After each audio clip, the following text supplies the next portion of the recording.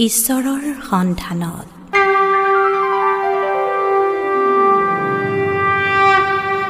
বহুদিনৰ পৰাই মোৰ যাত্ৰা ঈশ্বৰৰ সন্ধানত। বাটৰ কাষৰ গছবোৰক সুধিছোঁ, বাটৰুৱাবোৰকো সুধিছোঁ, ভগৱানক ক'ত পোৱা যায়। সঠিক ঠিকনা কোনেও দিব নোৱাৰিলে।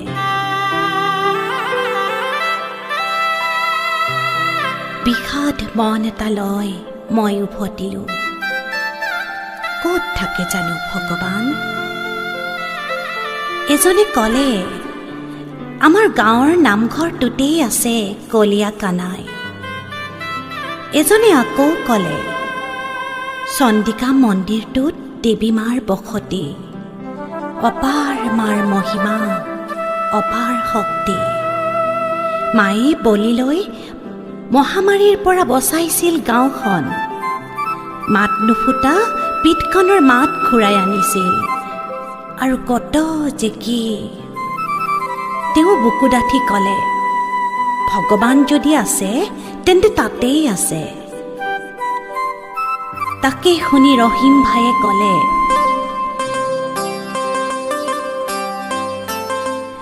মছজিদৰ বগা বেৰকেইখনৰ ভিতৰত আছে আল্লাহ, তেওঁৱেই আমাৰ ত্ৰাণকৰ্তা। মুখ উভতাই জোচেফে ক'লে, গীৰ্জাত যেতিয়া প্ৰাৰ্থনাৰ সুৰ ভাহি আহে, তেতিয়া যীশুৱে পৃথিৱীলৈ চাই আৰ্তজনক আৱৰি লয়।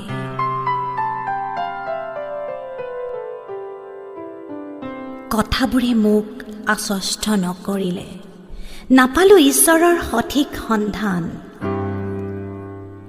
এইবাৰ আত্মাক সুধিলোঁ, কোৱা ক'ত থাকে ঈশ্বৰ?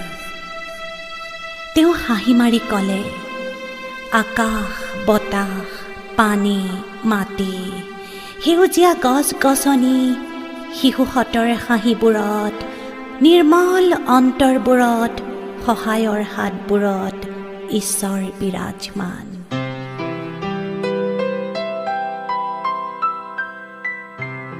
আত্মাই মোক ক'লে, বিচাৰিলে তোমাৰ মাজতো পাবা ঈশ্বৰক।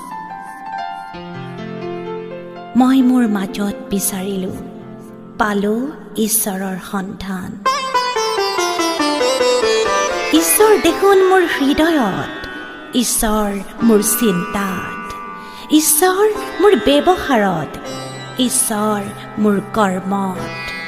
সৰ্বত্ৰে ঈশ্বৰ, সৰ্বব্যাপী ঈশ্বৰ।